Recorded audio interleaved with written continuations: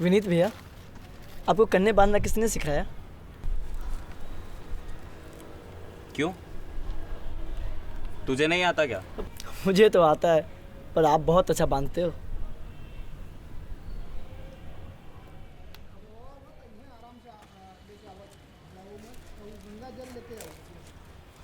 गोपी, तू वो छत देख रहा है? वहां से लेके वो वहां तक भीड़ ही भीड़। ऐसी भीड़ लगता था जैसे इंडिया पाकिस्तान का मैच हो।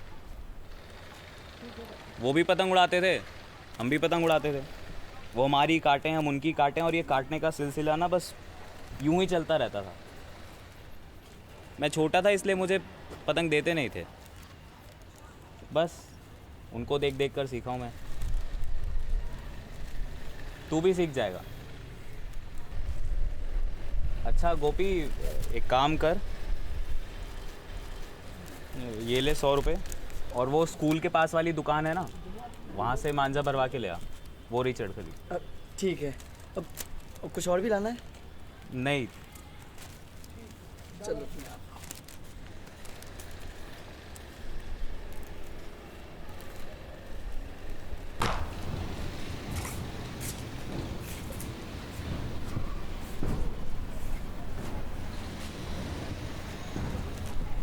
पारुल, ऐसे कब तक हम लोग मिलते रहेंगे छुप छुप के?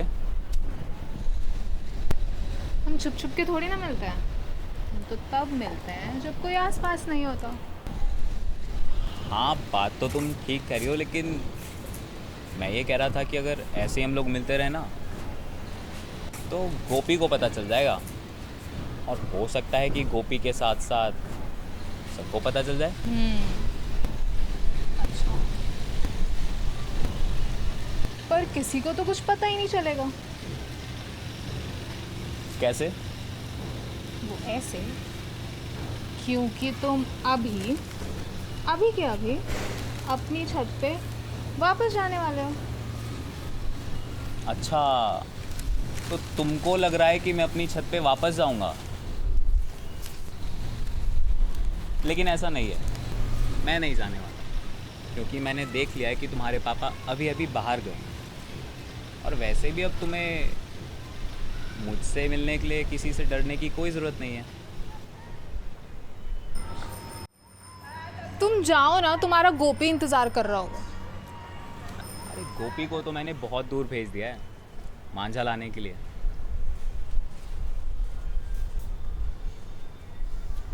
तो हटो, मुझे पतंग देखने दो। पतंग? बोल तो ऐसे रही हो जैसे पता नहीं कितनी सारी पतंगें उड़ रही हो। तो तुम उड़ाओ। उड़ा तो रहा हूँ। उड़ते हुए दिखाई तो नहीं दे रहे मुझे तुम। अरे पतंग ही तो उड़ा रहा हूँ। मतलब? हाँ, मतलब उड़ाने के लिए आया हूँ। एक काम करो ना, तुम उड़ा के देखो। मैं? हाँ, क्यों नहीं। मुझे आती नहीं है। देखो, ये ऐसे है पतंग, हवा चले इसके बाद इसे ऐसे छोड़ दो, अच्छा। और ढील देते रहो। ये देखो।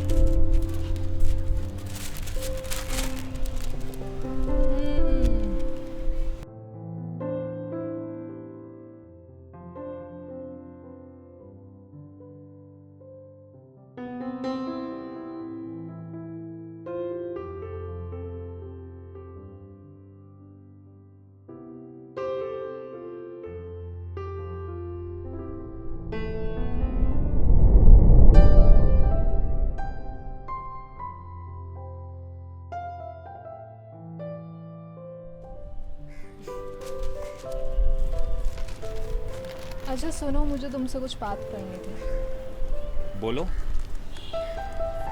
ऐसे नहीं, पहले प्रॉमिस करो कि तुम सोचोगे, समझोगे और फिर कुछ रिएक्शन दोगे।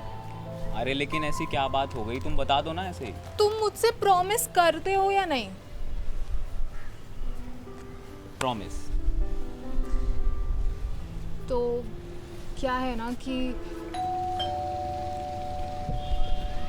कई में। अरे बात तो बताती जाओ।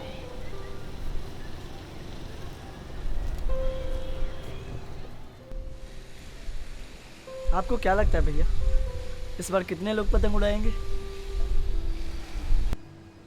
यार गोपी, इस बात का तो अंदाज़ा नहीं लगा सकता मैं।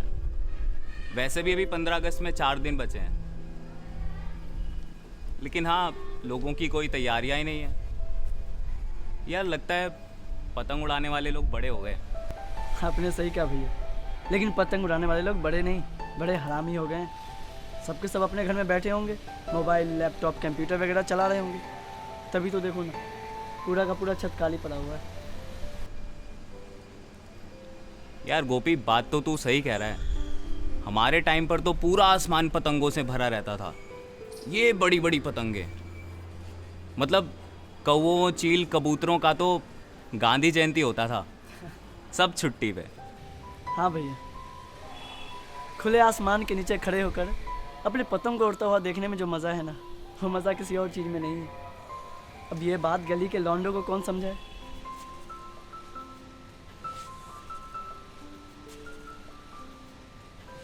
अच्छा एक काम कर, चरखड़ी ढंग से पकड़, थोड़ा टेढ़ा कर। हाँ, बस बस बस। हाँ, एक बात पूछो भैया, पूछ।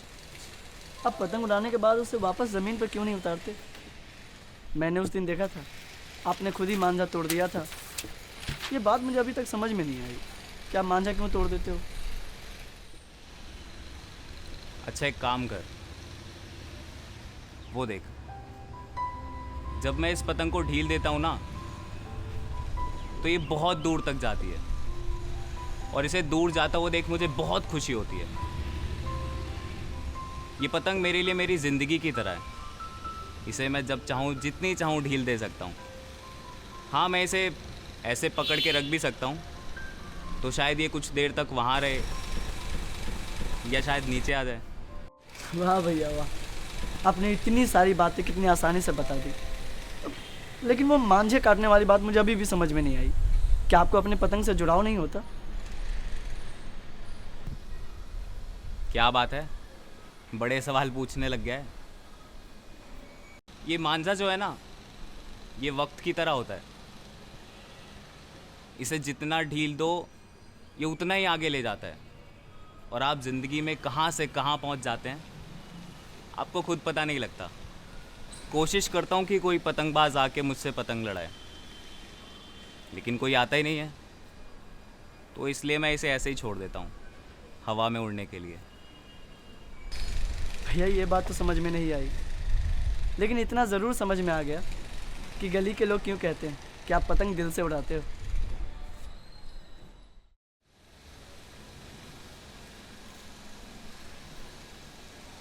पारुल दीदी नमस्ते। आपको पता है भैया, ये दीदी बहुत ही अच्छी है, लेकिन इनका छोटा भाई बहुत ही हरामी है। जब देखो मुझसे झगड़ता रहता है। लेकिन ये दीदी बिल्कुल आपके दिल की तरफ बहुत ही अच्छी है। इन्होंने एक बार मुझे मैथ्स भी पढ़ाया था। एक दिन मैथ पढ़ाने से इतना जान गया? अरे नहीं भैया, वो मेरी मम्मी और इनकी मम्मी एक दूसरे को अच्छे से जानती है ना, इसीलिए। लेकिन अब क्या कर सकते हैं, आप ही ने बताया ना कि वक्त को तो गुजरना ही होता है, पतंग को एक जगह से दूसरी जगह जाने के लिए। मतलब अभी तो आपने बताया भैया। अरे वो पारुल दीदी के पापा को ऑफिस से एक नया घर मिला है, वे लोग 2 दिनों में शिफ्ट करने वाले हैं।